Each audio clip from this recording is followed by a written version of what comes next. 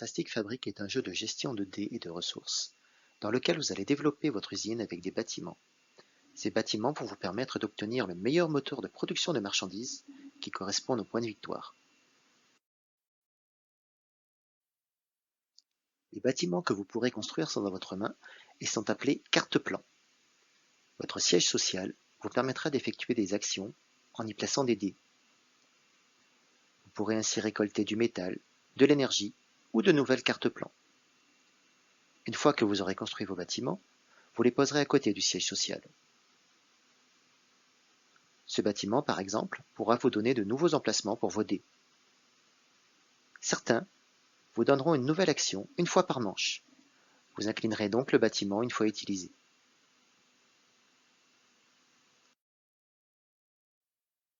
Au niveau de la mise en place, chaque joueur choisira un set de 4 dés qui correspondra à sa couleur.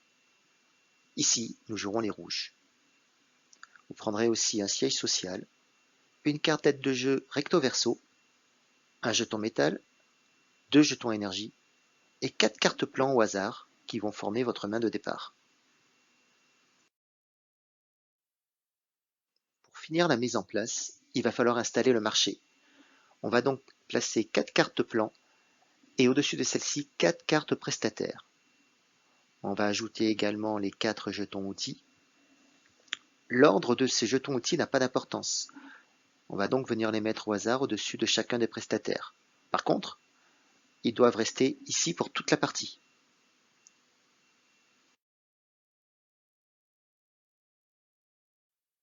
Nous sommes maintenant prêts à commencer et chaque joueur va pouvoir effectuer sa phase de marché en commençant par le premier joueur.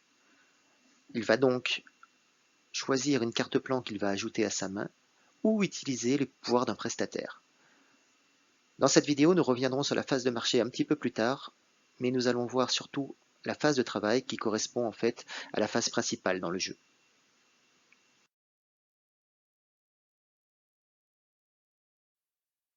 La phase de travail peut être jouée simultanément si tous les joueurs connaissent le jeu. Dans le cas contraire, chacun peut jouer à son tour. On va commencer par lancer ses 4 dés. Sur son siège social, on va pouvoir placer ses dés pour effectuer les actions de base. La première action de base est la mine. Vous ne pourrez y envoyer que des dés de valeur 4, 5 ou 6. Chaque dé envoyé, quelle que soit sa valeur, vous apportera un métal. Ici, par exemple, mon 4 me permettra donc d'obtenir un métal que je vais placer à côté de mon siège social. La deuxième action est le générateur. Contrairement à la mine, nous allons gagner des ressources en fonction de la valeur du dé envoyé. Sur le générateur, on ne peut envoyer que des dés de valeur 1, 2 ou 3.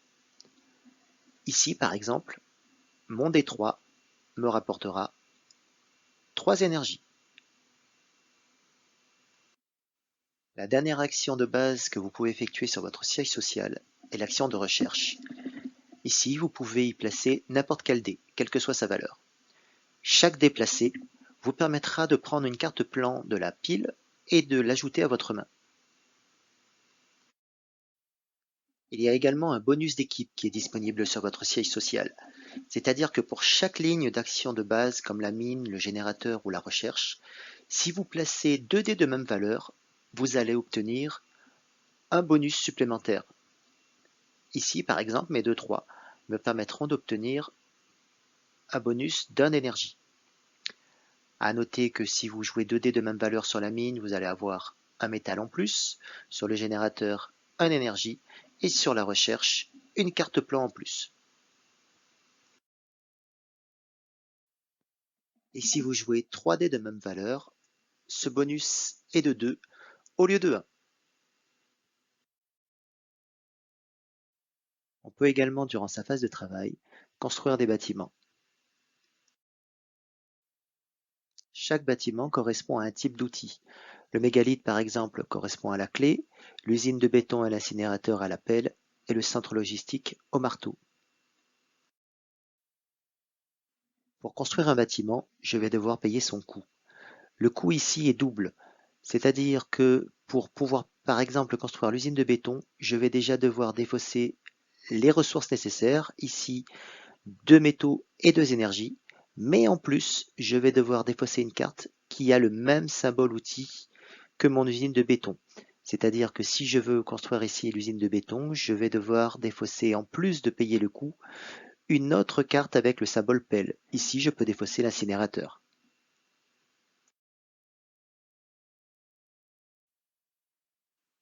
Attention, il est interdit de construire un bâtiment qu'on aurait déjà construit auparavant.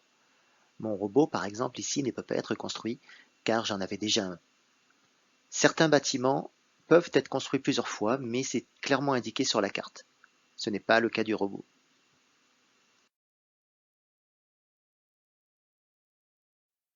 Durant votre phase de travail, vous pourrez également activer des bâtiments déjà construits. Rappelez-vous des dés que vous lancez au début de votre phase de travail.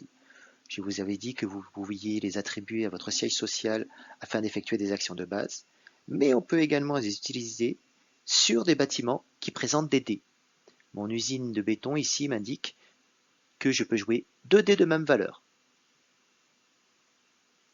Je peux donc placer sur mon usine de béton mes 2 dés de valeur 3, mais je dois également payer du métal qui correspond en fait à la valeur des dés que j'ai placés. Ici, comme j'ai placé 2 dés 3, je dois payer 3 métaux. Et ça me permettra de gagner donc 2 points de marchandises qui correspondent aux points de victoire.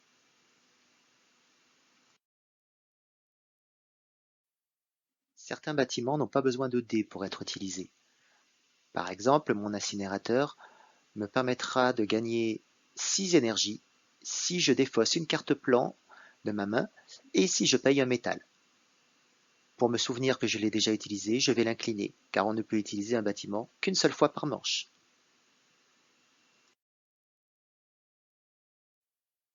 Il y a de nombreuses cartes dans Fantastic Fabric. Je ne vais bien sûr pas toutes vous les expliquer, surtout que l'iconographie est très bien faite.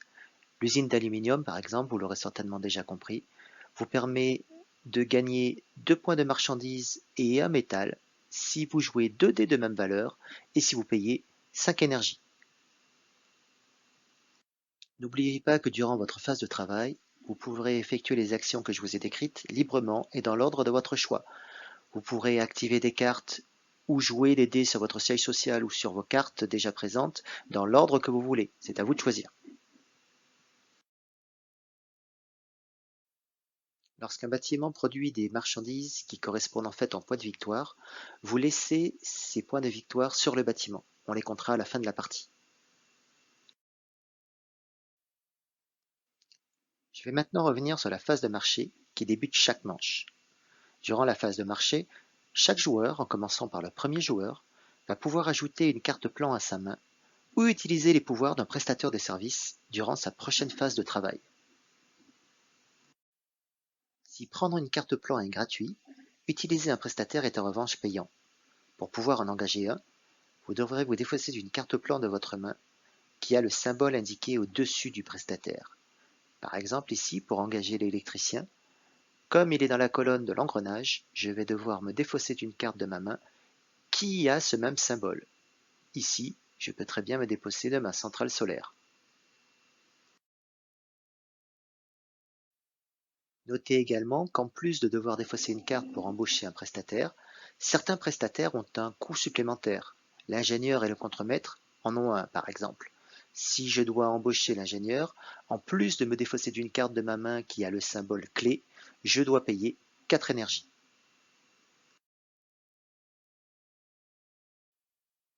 Les prestataires vont vous donner soit un bonus immédiat, comme l'électricien, en l'embauchant, je vais gagner 5 énergies et un joueur de mon choix va en gagner 2, ou ils vont vous permettre d'avoir plus de dés ou de tricher un petit peu sur vos dés lors de votre prochaine phase de travail.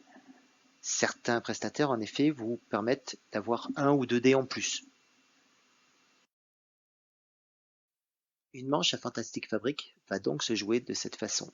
Une phase de marché, chacun son tour, et une phase de travail en simultané. À la fin de cette phase de travail, il y a une fin de tour où chaque joueur ne peut garder que 10 cartes en main maximum et un mix de jetons énergie et de métal pour en avoir 12 au maximum. La fin de partie peut survenir de 2 façons différentes.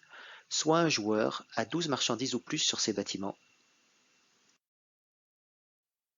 soit un joueur a construit 10 bâtiments ou plus. Dans ce cas, on termine le tour en cours, puis chaque joueur joue un tour supplémentaire, et enfin, on compte les points de victoire.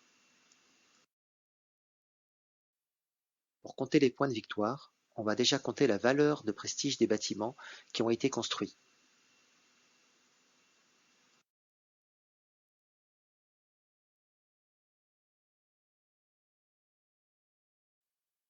On va ensuite ajouter les éventuelles marchandises que les bâtiments ont produits durant la partie, et le gagnant est celui qui aura le plus de points de victoire. Voilà, c'était Fantastic Fabric. Bonne partie à vous!